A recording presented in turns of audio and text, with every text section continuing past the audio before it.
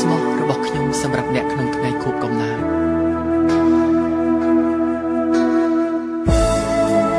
ជូនពរសិរីសួស្តីក្នុងថ្ងៃនេះ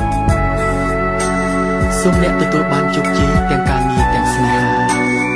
ប្រាថ្នាអ្វីបានដូចបំណង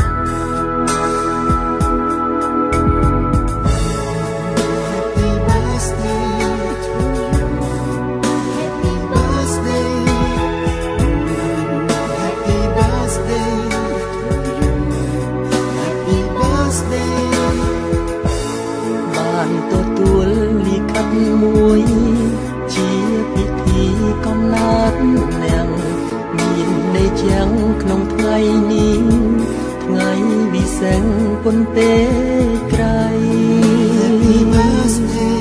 to you Happy birthday នាងមានអាយុយឺនយូរស៊ូសម្រេចការងារថ្មីគ្រប់អ្វីបានជោគជ័យថ្ងៃខួបកំណើតរបស់អ្នក Happy birthday លិខិតជូនពរមួយនេះសម្រាប់អ្នកក្នុងពិធីជានាទីដែលអ្នកតស៊ូជោគជ័យកុំគិតថាកាន់តែចាំងជាការផ្លាំងគំនិតថ្មីត្រូវតាំងចិត្តថាជីវិតអ្នកនៅក្មេងវ័យដដែលសូមសំរងកាន់តែក្មេងដូចបទភ្លេងក្នុងធម្មជាតិឬប្រងព្រាតដូចទិញឆ្នៃនេះគឺជាវ័យរបស់អ្នក Happy birthday Happy birthday to you Happy birthday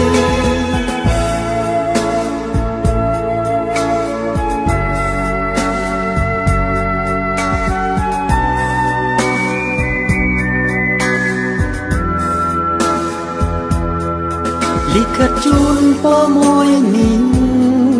សម្រាប់អ្នកក្នុងពិធីជានាទីដែលអ្នកតស៊ូជោគជ័យកុំគិតថាកាន់តែចាំងជាការផ្លាំងគំនិតថ្មីត្រូវតាំងចិត្តថាជីវិតអ្នកនៅក្មេងវ័យដដែលសូមសំរងកាន់តែក្មេងដូចបទភ្លេងក្នុងធម្មជាតិភ្លឺប្រងព្រាតដូចពេជ្រឆ្នៃនេះគឺជាវ័យរបស់អ្នក